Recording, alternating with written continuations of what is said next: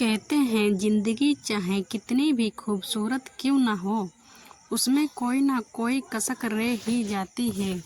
किसी के अधूरे सपनों की तो किसी के बिछड़ जाने की। चलिए आज जानते हैं वेद और अनामिका की इसी खूबसूरत मोहब्बत की दास्तां को। बरसात का मौसम था, हल्की हल्की बूंदाबांदी ने वातावरण को सुहाना बना दिया था। ठंडी हवाएं चल रही थी और हरी घास पर गिरी बारिश की बूंदें मानो धरती पर स्वर्ग का नज़ारा उतार रही हों। अनामिका अपने घर के बगीचे में बैठी पढ़ाई कर रही थी। बोर्ड की परीक्षाएं नज़दीक थीं और वह गणित के सवालों में उलझी हुई थी। सवाल सुलझाने की लाख कोशिश कर रही थी पर हल नहीं निकल रहा था। तभी माँ रेखा जी आवाज़ देती हैं, बेटा आकर जरा रात के खाने में हाथ बटा दे। अनामिका बिना नजरें उठाए चिल्लाती है, माँ बस 2 मिनट, अभी आई। इसी बीच पड़ोस में एक कार आकर रुकती है। उसमें से एक हैंडसम लड़का उतरता है। अनामिका की नज़र उस पर टिक जाती है। वह उसे वैसे ही निहार रही थी जैसे कोई तितली फूल पर ठहर जाती है। माँ की दोबारा आवाज़ ने उसका ध्यान भंग कर दिया। वह झुंझलाकर बोली, एक तो ये गणित के सवाल मेरा दिमाग खा रहे हैं, ऊपर से आप भी। माँ मुस्कुराकर पूछती हैं, क्या बात है, इतना परेशान क्यों हो रही हो? अनामिका ने मन की सारी खीज माँ के सामने निकाल दी। दिन बीतते गए। अनामिका ने उस लड़के को कई बार अपने घर के बगीचे से लेकर छत तक कहीं ना कहीं देखा। माँ से पूछने पर पता चला कि वह वेद है, मेहता आंटी का बेटा, जो अभी अभी लखनऊ से पढ़ाई पूरी कर वापस आया है। अगली सुबह अनामिका का बोर्ड एग्जाम था। वह फिर से सवालों में उलझी बैठी थी कि तभी गेट की घंटी बजी। गुस्से में दरवाज़ा खोला और बिना देखे बोल पड़ी, वेद। नाम सुनकर सामने खड़ा लड़का चौंक गया। अनामिका को तभी एहसास हुआ कि उसने उसका नाम ले लिया है, जबकि वेद उसे पहचानता तक नहीं था। वह झेंपकर तुरंत नजरें झुका लेती है। वेद मुस्कुराकर बोला, आंटी ने ही कहा था तुम्हारी मदद कर दूं। देख रहा हूँ तुम कई दिन से परेशान हो। अनामिका ने जल्दी से उसके लिए चाय बना दी। वेद को चाय पसंद नहीं थी, लेकिन अनामिका का मन रखने के लिए उसने पी ली और बैठकर उसे पढ़ाई में मदद करने लगा। बीच बीच में अनामिका चुपके से उसे निहारती रहती और जब भी वेद उसकी ओर देख लेता तुरंत नजरें चुरा लेती। मदद करने के बाद वेद अपने घर चला गया, लेकिन अनामिका के मन में कसक रह गई। काश वह थोड़ी देर और रुक जाता। यूं ही कई दिनों तक उनकी मुलाकात कभी बगीचे में कभी छत पर होती रही। दोनों चुपचाप एक दूसरे को देखते लेकिन कुछ कहते नहीं थे। एक शाम वेद छत पर टहल रहा था पर अनामिका कहीं नजर नहीं आई। उसी बेचैनी होने लगी। तभी अनामिका अपने भाई के साथ छत पर आई। वेद ने आंखों के इशारे से पूछा, सब ठीक है ना? अनामिका मुस्कुराकर बोली, अब मैं आ गई हूँ तो सब ठीक है। कुछ दिन बाद अनामिका अपनी दोस्त की बर्थडे पार्टी में गई थी। बारिश का मौसम था। रात के 8 बजे तक पार्टी खत्म हुई। वह अकेली घर लौट रही थी कि बीच रास्ते में उसका ऑटो खराब हो गया। घर अभी 15 मिनट की दूरी पर था। तभी कुछ लड़के जो शराब के नशे में थे उसका पीछा करने लगे। अनामिका डर के मारे भागी। भागते भागते थक गई। लड़के उस पर झपटने ही वाले थे कि अचानक एक कार आकर रुकी। उसमें से वेद उतरा। उसने उन लड़कों की जमकर पिटाई कर दी। डरी सहमी अनामिका दौड़कर वेद से लिपट गई।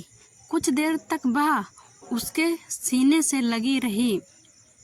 वेद ने धीरे से कहा, डरो मत, मैं आ गया हूँ, अब सब ठीक है।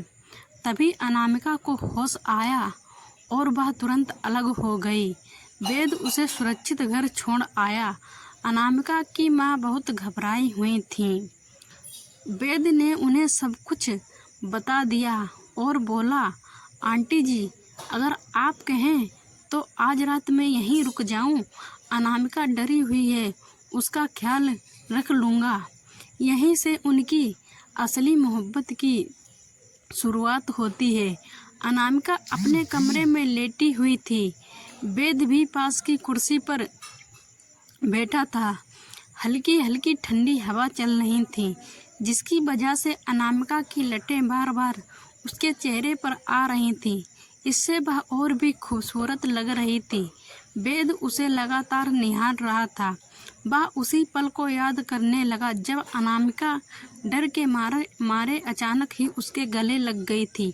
उस याद ने उसके होंठों पर मुस्कान ला दी। तेरी छुअन से जो एहसास हुआ, वैसा पहले कभी महसूस नहीं किया था। रात कब गहरी हो गई वेद को खुद भी पता नहीं चला। वह कुर्सी पर बैठा बैठा ही कब सो गया। सुबह होने पर अनामिका की आंख खुली। उसने सबसे पहले वेद को ही देखा। वह उसे अपलक देख रही थी कि अचानक वेद की भी आंख खुल गई। अनामिका ने तुरंत अपनी नजरें झुका लीं। इसके बाद वेद अपने घर चला गया। कुछ दिन बाद अनामिका और उसकी सहेली बाजार खरीदारी करने गईं। तभी अचानक एक कार उनके पास से गुजरी। अनामिका झुंझलाकर चिल्लाई, अंधा है क्या? देखता नहीं है, अभी चोट लग जाती। लेकिन जब उसने कार के अंदर झांक कर देखा तो उसके होश उड़ गए। कार चलाने वाला कोई और नहीं बल्कि वेद था और उसके साथ बैठी थी मानवी। यह नज़ारा देखते ही अनामिका की आंखों से आंसू बह निकले। वह सीधा घर लौट आई और पूरे समय परेशान रही। वह उन पलों को याद करने लगी जब उसने वेद के गले लगकर खुद को सुरक्षित महसूस किया था। उसका मन सवालों से भर गया। आखिर क्यों वेद? क्यों तुमने मेरे साथ ऐसा किया? क्यों तुमने मुझे धोखा दिया? धीरे धीरे वेद का व्यवहार भी अनामिका से बदल गया। वह उससे कटने लगा और दूरी बनाने लगा।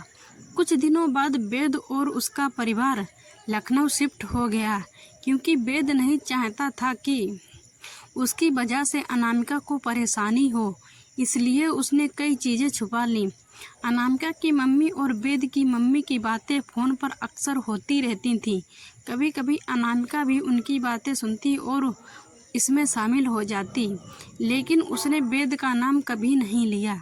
धीरे धीरे अनामिका ये कोशिश करने लगी कि वेद को भूल जाए, क्योंकि वह सोचती थी कि वेद ने उसे धोखा दिया। इसी बीच अनामिका अपनी पढ़ाई के लिए अपनी दोस्त के साथ लखनऊ चली जाती है। वहाँ वे एक फ्लैट में रहने लगती हैं। यह बात वेद को नहीं पता थी। कुछ दिन बाद एक दिन वेद अपनी मम्मी से बातचीत कर रहा होता है। तभी उसे पता चलता है कि अनामिका लखनऊ में ही है। तभी अनामिका का जन्मदिन आता है। उसकी दोस्त उसके लिए सरप्राइज पार्टी रखती है। जन्मदिन की पार्टी रात 8 बजे ख़त्म होती है। सभी दोस्त चले जाते हैं और केवल अनामिका और उसकी दोस्त गिफ्ट खोल रही होती हैं। तभी अनामिका के फ़ोन पर एक कॉल आती है। हेलो, हैप्पी बर्थडे अनामिका, आवाज़ आती है। पुरानी यादें उसके मन में दौड़ जाती हैं और वह उदास हो जाती है। तभी वही आवाज़ दोबारा सुनाई देती है। अनामिका पहचान जाती है कि वो वेद की आवाज़ है। वेद पूछता है, कैसी हो अनामिका? अनामिका कहती है, मैं ठीक हूँ, तुम कैसे हो? और वह बात करते हुए बालकनी में आ जाती है। वेद हंसते हुए कहता है, खुद देख लो। अनामिका नीचे की ओर देखने लगती है। खुश होकर वह नीचे भागने लगती है, लेकिन अचानक उसे बाजार वाली बात याद आ जाती है। वह वापस जाने के लिए मुड़ती है।